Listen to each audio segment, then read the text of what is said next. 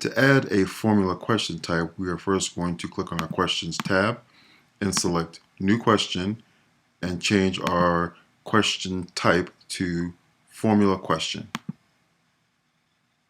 Now we are going to add our question in the Rich Content Editor. And what you will notice here is I have certain spots in my question where I have variables surrounded by brackets. These variables are the numbers within this question that will change for each student. So you see here I have a variable x, I have a variable y, I have a variable z.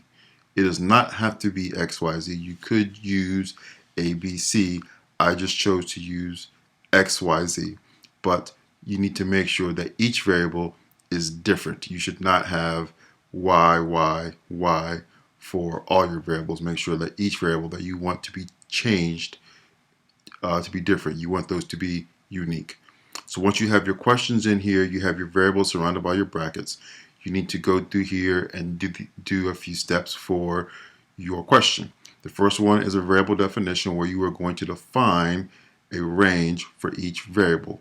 So for this case, my x variable, right, which is this one here, I'm going to say I want this number to be between the number 10 and let's say 30. For this one, I'm going to say I want mine to be in the range of 10 and 20, and this one to be between 1 and 10. This could be whatever you like, whatever suits you, your question. I just chose to change my numbers here.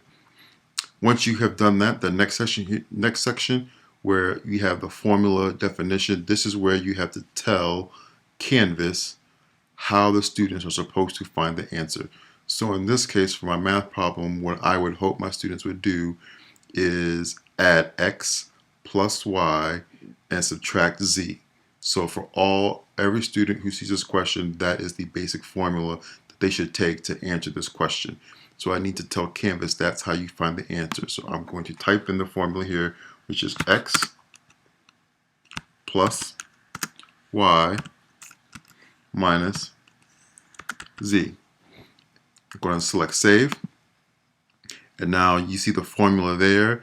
You see a result based off of the information that was put up there. These are just mock ones, so don't feel like that's always the right answer. If there is an issue here, Canvas will let you know if you have an undefined variable, if there is a problem with your formula. It is case sensitive, so please be mindful of that as you're creating your problems.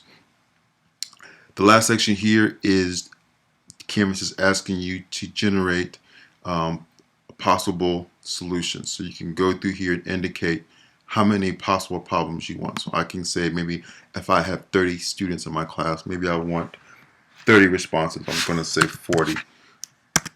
So I want 40 possible equations, and Canvas is going to generate those for me, and there they are. There are the numbers for each problem, and there is the answer. So you can go through and double check. Is it taking x plus y minus z to get that answer? And I think if you do that, you'll find that is how they are they are arriving at these answers.